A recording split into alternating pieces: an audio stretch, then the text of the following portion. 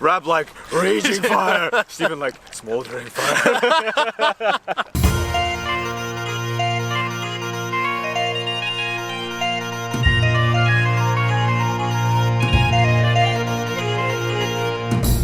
We're on the way to Kenmore today for no other reason than to escape the normal environment and get some peace, tranquility, get out of our normal environment. Definitely want a bit of fucking peace today.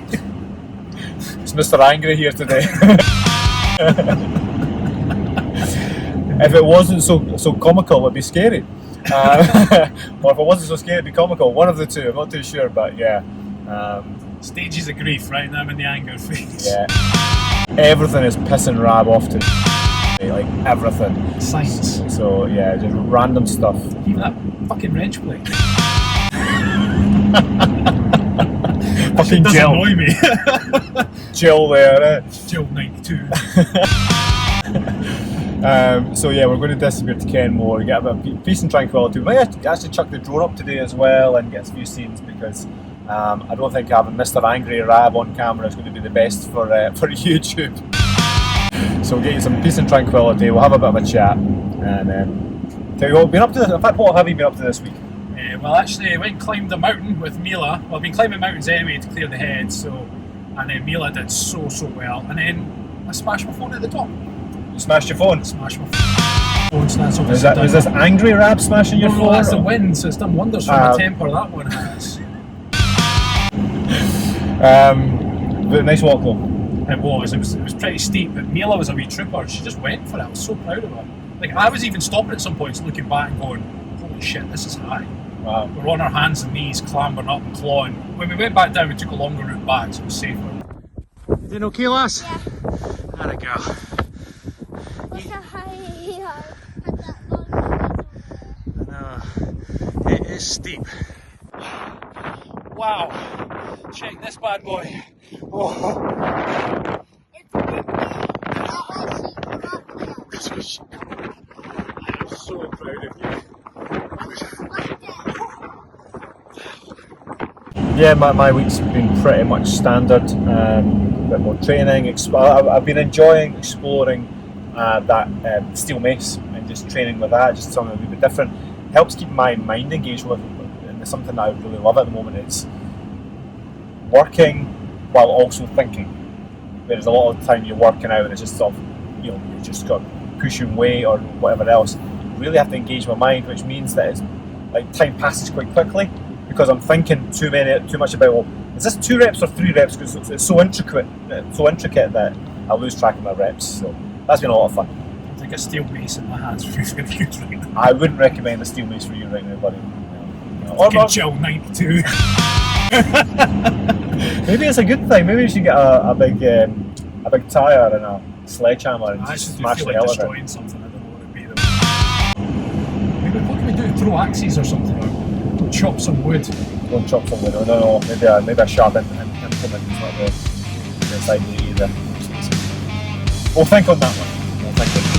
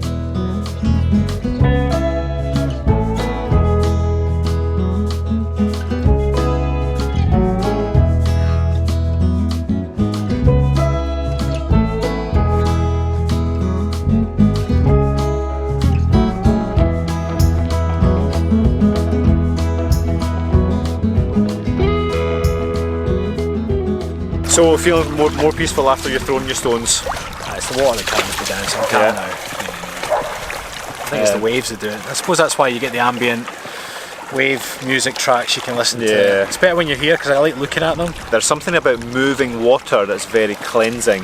So like any sort of tidal, being by the sea, waterfalls, rivers, it's very cleansing. And whether that's just like a placebo, like, you know, running water cleanses us. You know, that's why we wash our hands, etc. Stagnant water creates disease. So whether it's placebo or not, it works. I really feel at peace kind of by the water. If you're into your astrology, then all the water signs love being by water, which I'm into that. So I always look at, like, when I look through the water, I see all the little shapes that are made by the light through it, which is it's nice, eh? Yeah. It's nice. Just a follow on from our previous vlogs. You can see our kind of journeys extending on. We're at that stage now where it's important that we move into our daily practices. It's exactly what we coach, what we teach, and I think first and foremost the lessons that certainly I've taken on board. And sometimes there's a few more question marks in life. It's by all means process that, be there with it, but then remember your daily practices. And for me, that's been my training, breath work, meditation, talking, right? Just talking and saying how you feel. I mean, as much as we had a laugh about it in the car, you know, like, it's okay to say, feeling angry this morning, and actually getting that out. It's good. Frustration as well, I think. Just going to do what I do best, and that's work hard, get my head down. Work hard, focus on what's in front of you. So yeah, I'm just going to expand on what I was saying in the car about training. And this is essentially what we teach our members as well. It's trying new things. When our members first come to us, you know, some of them have never heard of a kettlebell before, and most of our programs evolve around the kettlebell. Kettlebell is a fantastic piece of kit. Doesn't take up much space, and is so effective at making you strong and helping you get lean. But it's often because it's new and you can do many different things, and that's really where I am at the moment with this steel mace. I'm really having a lot of fun with it and just sort of experimenting with my own body weight. Is it 10 kilogram, that steel mace? No, this was 5. I ordered a 10 kilogram one.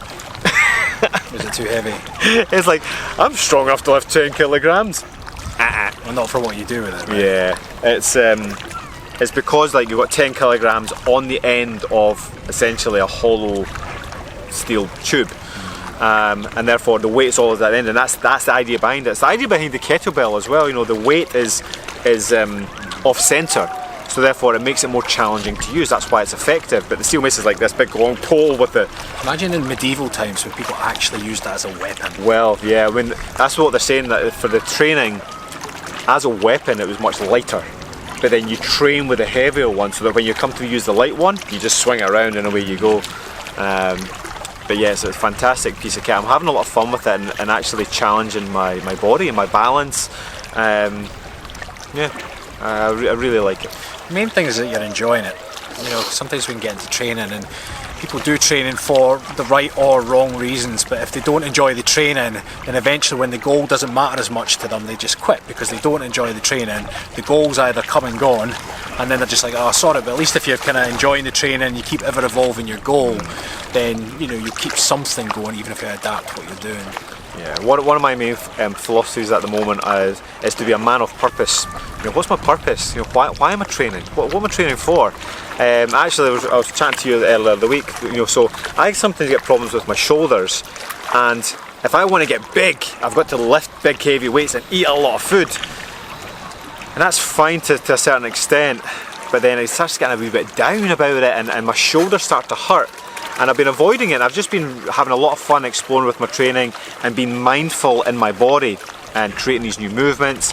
And had one session, because I trained for the calendar, right, I want to get my chest pumped up, get my arms pumped up again, and I had one session doing bench press and some bicep curls, and I instantly regretted it. Suddenly my left shoulder right here is just aching, and my right bicep, it just feels like knotty, like not in a naughty way, like you're being naughty. Like it feels like there's knots in it. Is it still sore now? It feels naughty. Oh. It feels naughty. It's beating naughty. So I'm like, it's not sore. So like I don't normally can't feel it, but if I put my foot, I'm like, yeah, that's uncomfortable. So that's me now, focusing on kettlebells, steel mace for all of my training, and the vanity is just completely out the window. Don't care about big biceps, big chest. I just want to feel good and feel strong. And at the moment, that doesn't feel strong, and that doesn't feel strong. So it defeated the purpose. That training session defeated the purpose of my training. So I'm going to be a man of purpose always.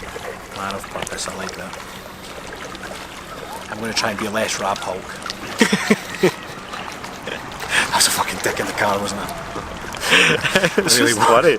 You're just in a mood, so that's okay. It's okay to be in a mood. Do you know, there's the movie Tango and Cash, right? There's a brilliant line in the courtroom scene. It's early on in the movie, and Cash stands up, and Sylvester Stallone's character's giving a really kind of nice speech about how he's accepting his fate. And Cash stands up and he's like, you know, I wish I had the same words that my colleague Tango has here, but you know I can't because this whole thing fucking sucks. And the courtroom just erupts, and it's like, order, order. But it's just the way he just changes tone, and that sums up my morning. It fucking sucks. You know what's reminding me at the moment is that scene from Ragnarok as well. It's like, yeah, we're the same. Rab like, raging fire. Stephen like, smouldering fire. Yeah. that was us this morning in the car. Rab is raging fire. So anyway, feeling better after throwing a few stones, getting into the water, and just escaping your normal environment, because you know we spend our lives in our normal environment. So we encourage you to do anything is remember your daily practices and get out of your normal environment now and again to get a fresh perspective. Let's get some of those fast bumps on the way home to cheer us up. Yeah, that was quite fun. I've done that since I was a kid. There was the one where we grew up when you're going from Glenoffice to Star. Yes, the Markinch Road. Yeah. There was that one bump that you're like, yeah, I'm gonna go, and you always leave the ground just a little bit. Because the acceleration of my car is pretty decent. It's like, ding. Yeah, that was a lot of fun. So you'll head back and we'll get some more bumps.